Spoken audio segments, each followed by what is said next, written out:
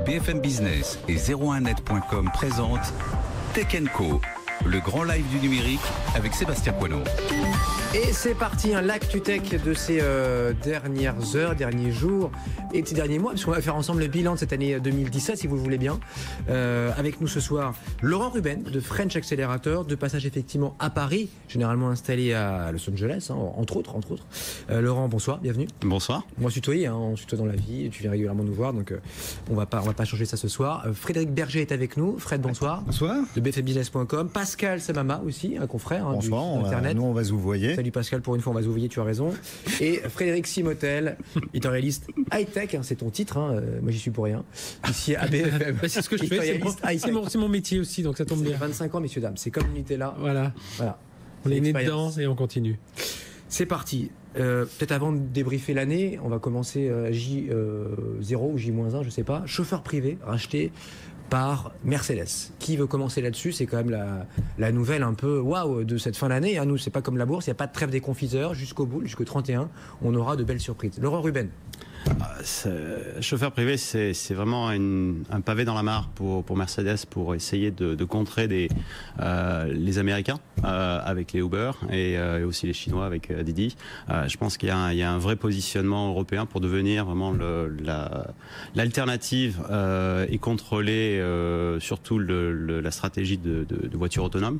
Donc je pense que c'est une bonne chose et de pouvoir essayer de concentrer ça au niveau européen, avoir un leader européen. Je pense que c'est plutôt une bonne chose. Sachant qu'Uber est déjà très fort aussi en Europe, Fred Berger, oui. Mais il y a pas mal de vents contraires. Londres, l'Espagne.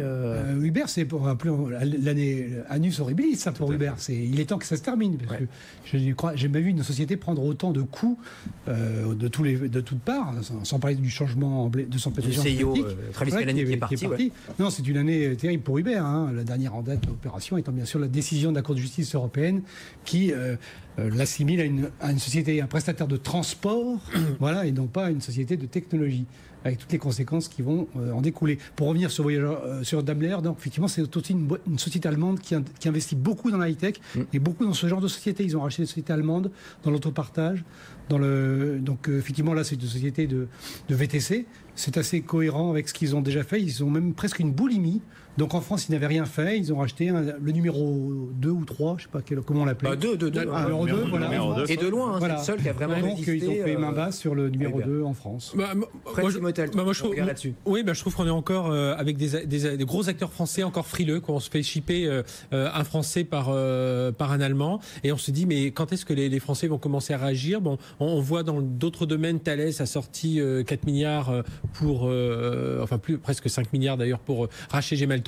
Il est temps que les Français commencent à se dire, non mais si on veut exister, alors les Renault, tout ça c'est des puissants, mais si on veut exister sur ces marchés du futur, il faut qu'on s'y mette aussi, Il faut qu'on n'hésite pas à sortir 100, 200, 300, 500 millions. C'est vrai que ça aurait eu de la gueule, Renault qui a... Mais oui, et nous on a du mal à valoriser ça. Alors on voit Intel qui sort 15 milliards pour Mobila, une petite société israélienne sur les capteurs et tout ça. Et Dieu sait si Mobila est en train de révolutionner et est arrivé à une technologie de capteurs que tout le monde regarde justement. Une petite start-up, c'était déjà une ETI, ils faisaient déjà beaucoup de chiffre d'affaires. C'était une belle boîte, mais c'est vrai, c'était pas une start-up, c'était une belle boîte, mais racheter 15 milliards, une boîte qui était pratiquement inconnue, Intel met l'argent sur la table. Et là on voit, nous pour 500 millions, c'était quand même assez faisable pour un Peugeot, pour un... Voilà, moi parfois j'ai envie de brandir le coq cocorico qu'on brandit souvent ici, avec French Tech, avec la French Fab en ce moment, ce coq bleu, plus grand, plus fort. Et je me dis là, flûte, on a une boîte qui marche bien, et pourquoi il y a pas... D'ailleurs sur le côté français, en disant, on paye nos impôts en France, il n'y a pas de défisque via le Luxembourg. Et pourquoi c'est pas un Français? Alors tant mieux, déjà c'est un Européen, heureusement.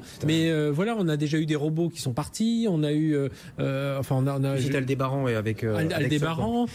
500 millions, tu cites le chiffre à dessein aussi, parce que selon tes infos, le chiffre qui a circulé dans la foulée de la vente, autour de 200 millions, est un peu à côté de la plaque, ce serait peut-être le double. Oui, c'est marrant, on en parlait avec Laurent juste avant, et Laurent disait, tiens, si on se met la position d'un investi, ça doit être plus que 200 millions. Laurent Ruben. Ils ont levé pratiquement 50 millions de dollars il y a à peine 6 mois.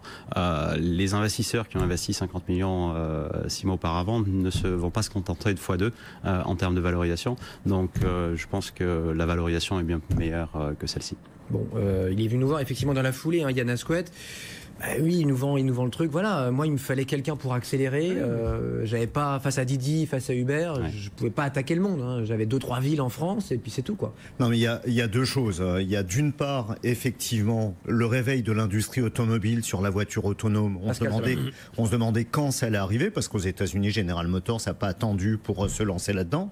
Première chose, et là je rejoins, mais à 6000% ce que dit Frédéric, là, faut arrêter quand même. Pourquoi les Français n'investissent pas dans les boîtes françaises d'avenir? Qu'on voit que Renault fait des communiqués de presse parce qu'ils rachètent, et tant mieux pour eux, challenge un groupe de presse en disant que ça va être qui vont créer du contenu pour les conducteurs, pour les passagers des voitures autonomes. 5 millions d'euros. Mais en vrai, mais c'est de la rigolade. Ce qu'ils auraient dû acheter, c'est chauffeurs privés. Ils auraient dû investir, et ils devraient, parce que c'est pas fini évidemment, mais ils devraient investir dans la mobilité de demain, dans le covoiturage, dans la voiture autonome. Et la voiture autonome, les fournisseurs, les fabricants vont construire des voitures, mais ceux qui vont développer le service, ça va être les opérateurs de voitures autonomes. C'est d'un côté sympa parce que c'est des Européens, mais de l'autre côté, effectivement, comme dit Fred, c'est rageant parce que les Français sont passés à côté. Vous êtes que sur le côté pavillon, là. Tiens, c'est pas racheté par un corporate français. Vous auriez pu me dire pourquoi ils vendent. Pourquoi ils vendent aussitôt, comme on avait vu d'autres exits dans l'année. Laurent Ruben, tu me vois venir avec Zenly, cette table de géolocalisation rachetée par Snap. 213 millions de dollars. Oui. Je pense que c'est une question de vélocité. Je pense que les groupes français sont très intéressés pour aller innover. Maintenant, on se fait souffler chauffeur privé. C'est une question de vélocité. À un moment donné, les Américains arrivent à mettre énormément d'argent sur la table et relativement rapidement. La plupart des fonds d'investissement. Les fonds d'investissement ou même ce qu'on appelle les développements corporate, donc les fonds d'investissement de grandes marques, que ce soit des Samsung, que ce soit des Intel, etc. Ils vont vite. Les deals se font en moins de 3 semaines, alors qu'on va mettre plusieurs années pour pouvoir... Mais pourquoi ils sont vendeurs, nos entrepreneurs ? Il y a un plafond de verre, là. Pourquoi on n'a pas des Zuckerberg là, qui visent mais parce que le chauffeur privé, il est quand même pris entre deux gigantesques groupes, entre les deux premières licornes, Didi et Uber. C'est pas rien, c'est quand même des boîtes qui sont valorisées entre 40 et 60 milliards de dollars. Chauffeur privé, on n'est pas là. C'est une petite boîte française qui essayait de se développer à l'européenne. Est-ce qu'ils avaient les épaules pour affronter les deux géants? 500 millions, c'est 100 fois moins. Tout à fait. Fred Simotay, ça rejoint un peu. Moi, j'ai une théorie aujourd'hui, c'est que nous, en Europe et notamment en France, on n'aura pas on pourra avoir un ou deux comme ça qui va peut-être émerger, un Google, un Microsoft qui naîtront tout seuls. On aura des grosses boîtes qui vont naître à partir de gros rachats. On aura un Thales qui veut être un leader de sécurité. Allez, je mets 5 milliards pour Gemalto et puis je sortirai encore plus d'argent. Atos était prêt, pareil, à mettre 4 ou 5 milliards pour... Moi, je pense que ça viendra de là. Ça viendra de là non, mais ça viendra de géants français. Mais par contre, il faut qu'il y ait un changement dans la gouvernance. Il faut qu'il y ait un changement dans les prises de décision qui sont encore là. Une fois, je ne sais pas s'il a été contacté, il aurait fallu lui demander s'il a été contacté par Peugeot, Renault, et si ça s'est pas fait parce que ça a traîné dans la longueur. Mais là, il y a un vrai...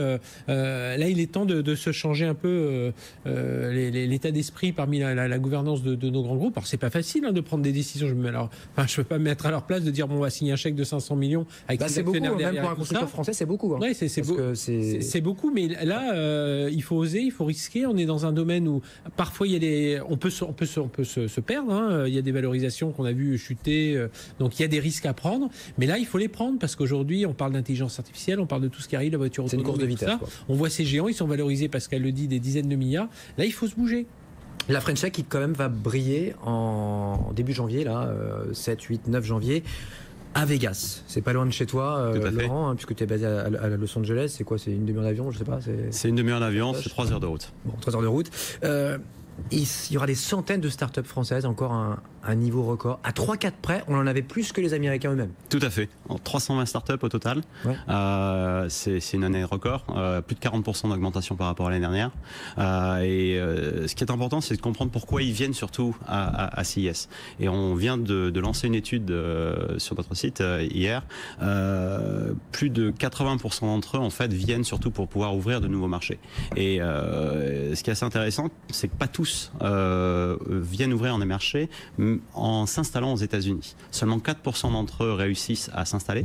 Et donc aujourd'hui, il y a une vraie velléité des Français à pouvoir conquérir des marchés internationaux.